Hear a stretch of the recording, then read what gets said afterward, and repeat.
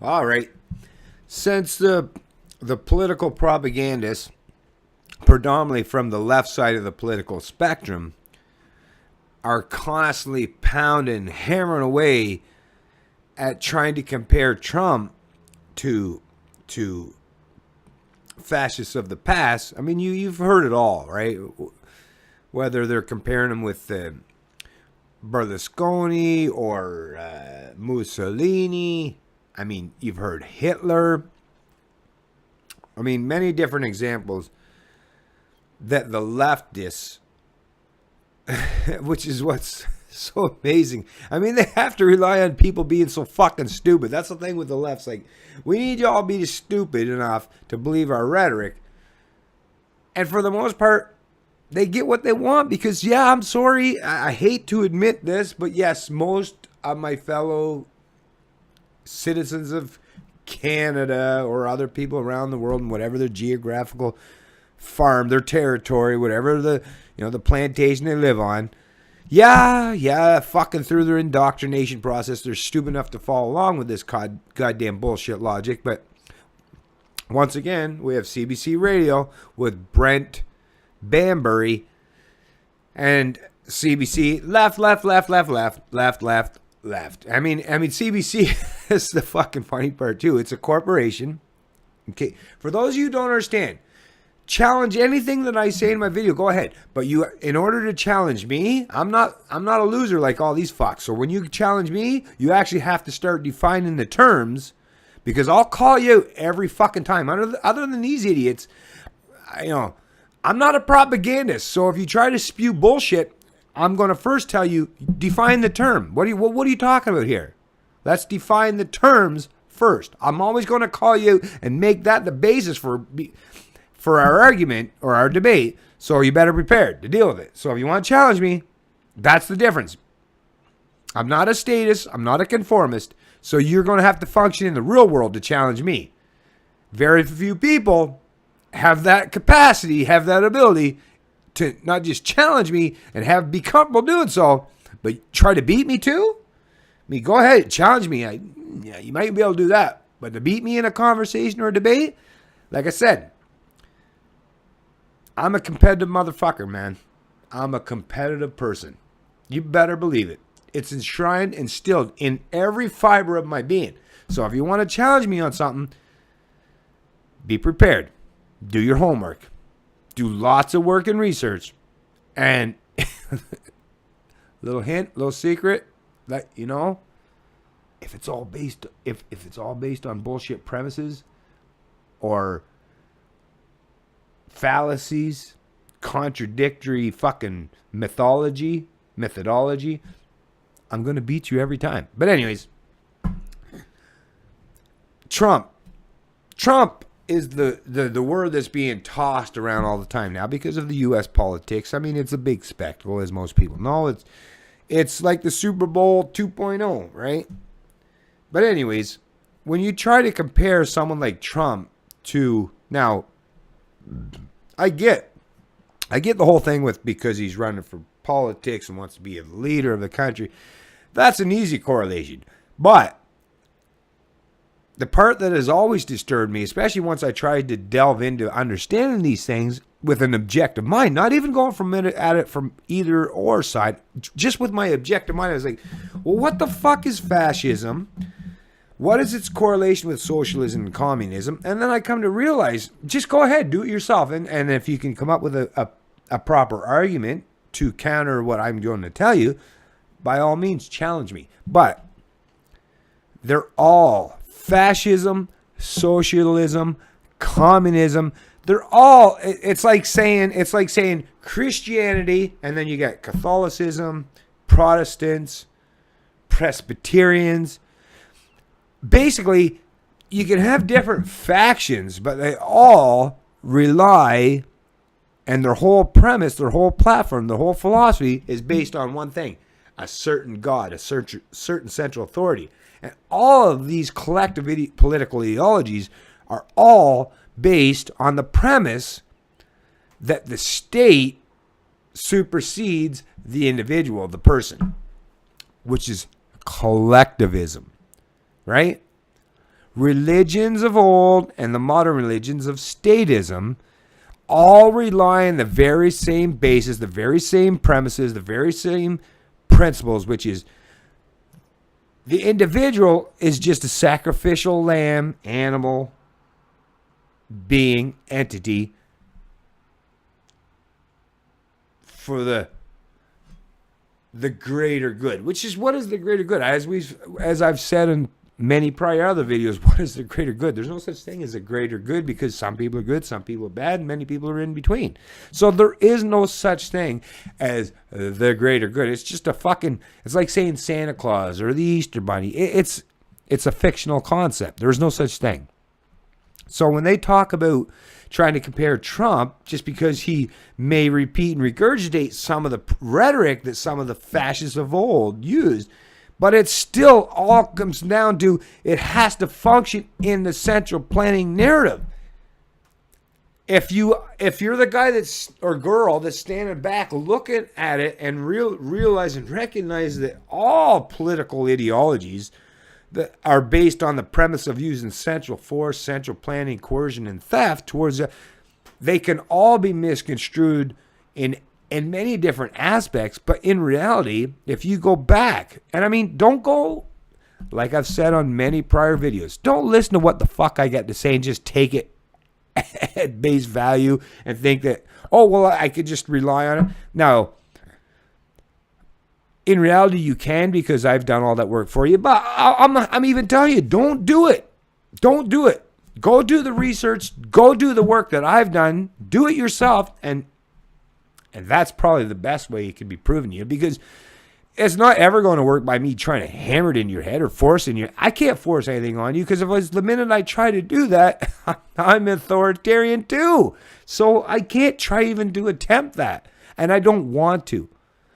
I just want you to take it upon yourself to do that little bit of work, that little bit of research, and the information is not that hard. Back in the old days, it was a lot of work, but in the modern day, it's so much easier.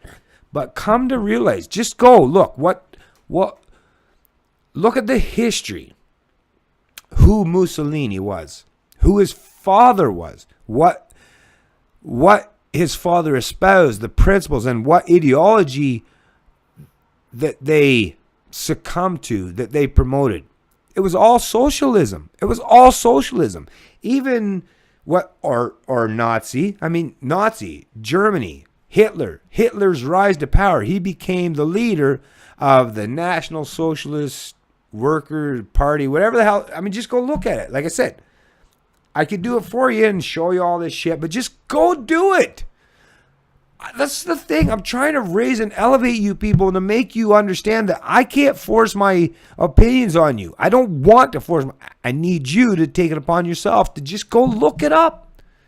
Do that work yourself, and you'll see who's right and who's bullshitting you. Mussolini and Hitler were, Nazism, Nazis, National Socialism. Even Stalin, Mao from China,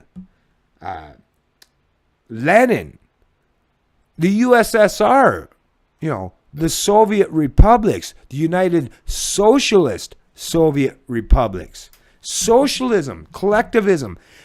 It's the very, they've tried, of course, to use it in many different aspects, right? Because, once you have a failing model, and it's been proven to be a failing model, you got to reinvent and twist and distort it to the point where you can come up and create a whole new concept of collectivism. Because, that sales pitch don't work. If you're a snake oil salesman and the snake oil don't work, well, you better come up. It can't be snake oil anymore, because it's like, well, I got to try something else. They're just different iterations of the same failed collective ideologies. That's what it is. Go ahead. Just look at, define the terms. Dictionaries, a thesaurus, encyclopedias. We now have Wikipedia, Use all of these tools that are at your disposal that you can actually use in the modern world for free for the most part, other than your internet connection and that cost. But use these platforms and these capabilities that we have now, use them to your advantage. Go search this stuff up so that people aren't hammering shit in your head, that you are actually taking upon yourself to be in the know, right? But there is no such thing as right-wing collectivism. I mean, there might be some people that run under right-wing banners that pretend to be staunch conservatives or whatever, right? It all comes down to being control freaks and sociopaths. The fact that people try to divide that into the left or the right is just, it's all psychological, right? I mean, think about it. If you were a child, do you want an authoritarian, your dad to be the authoritarian or your mom? In reality, you don't want either your dad or your mother to be an authoritarian, whether it comes from the left or right part of their brains, right? Authoritarianism is wrong. Period. Period. Using forced subjugation, collective mysticism, and central planning narratives is wrong. And I don't care which fucking side of the political spectrum somebody tries to pretend that arises from. Let's reject it wholly, no matter which fucking idiot is trying to espouse or promote this bullshit.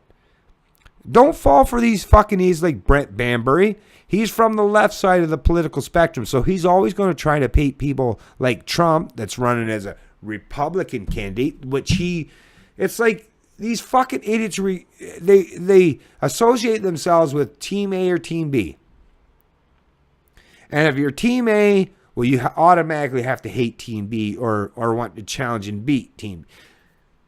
But in reality, people like myself, people with objective minds and logically consistent, reasoned intellect will say they're both just idiots trying to fucking propagandize your brain, trying to fucking give you these bullshit ideologies. They're trying to pound it in your head that you got to fall for one, you got to follow one religion or the other, right? I mean, the religion of statism, the religion is the overarching umbrella. But in the religion of statism, just as with all old religions, there's the leftist type of religious zealots and there's the rightist type of religious zealots.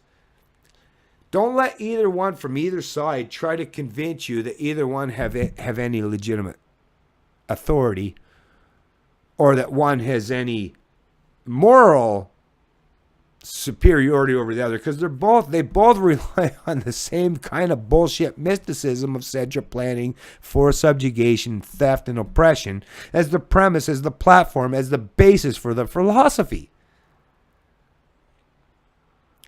But let me make it known right now. Donald Trump, yeah, he's an opportunist. You want to call him an opportunist? By all means, delve into it, and I'll applaud you and I'll agree with you 100%. A fascist?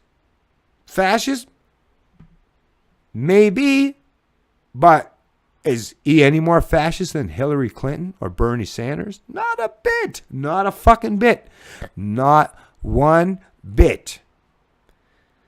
That's the thing that kills me. It's like it's like, just because your master, the particular master you choose, may have a different fucking way they want to control you, right? Forget about the style, the individual styles and how they want to control you. Recognize the fact that they all want to control you. That's foundationally important. That's foundationally the most important thing I think that anyone can fucking grasp or understand is stop falling for the left-right paradigm. They're all fucking control freaks and sociopaths that want to dominate and control your life. Stop clamoring for any one of them. Recognize they're all collectivists in one way, form, or fashion. But trying to paint Donald Trump as the fascist and like Hillary or Bernie as being anything any different, I mean, come the fuck on. Like I said, USSR, Nazism, Mussolini. Look all this shit up. All the information is there, freely available to you right now. If you take even just a few minutes, and it won't take that long to do a Google search Read through a few wiki entries or dictionary entries or whatever, encyclopedia entries. It won't take long for you to realize that, yeah, lefties are the ones that promote fascism, collectivism, way more than most righties. But I mean, the writers are trying to be, because righties in the political sense are competitive, just like most righties in the private sense. They're trying to beat you fucks is all it is. They're just trying to, but it's all built off the same entrenched ideology of forced collectivism, forced subjugation, and using theft and oppression as a means to an end. Donald Trump, if Donald Trump's a fascist, which I won't either accept nor deny because I don't give a shit about politics. Politics to me is just, at this stage of the game, it's like, whatever. It's just a soap opera, a daytime talk show. It's just mindless entertainment to keep the masses confused and confounded. But somewhat entertained and engaged, right? But yeah, I don't want to be rolled over. I don't care if you or you call yourself my leftist master or my rightist master. I don't believe in masters, period. That's the most foundationally important thing that people should take from this. Don't pick a left or right. Don't allow your political masters to divide and conquer. They've done that for so long. In the information age, if they continue to be allowed to do that, well, that's a failure on all the rest of humanity's part. That's a failure on the rest of y'all learning to understand and embrace the advancement of human intellect, the advancements of philosophy. We can't allow that to happen. Humanity relies on those of us that help educate and inform them in the proper manner, without a political agenda, without any desire to control or dominate them. Let's help them. Don't expect anything in return other than their willingness to live and let live like you or I. That's all we can hope for. That's all that we really need to hope for.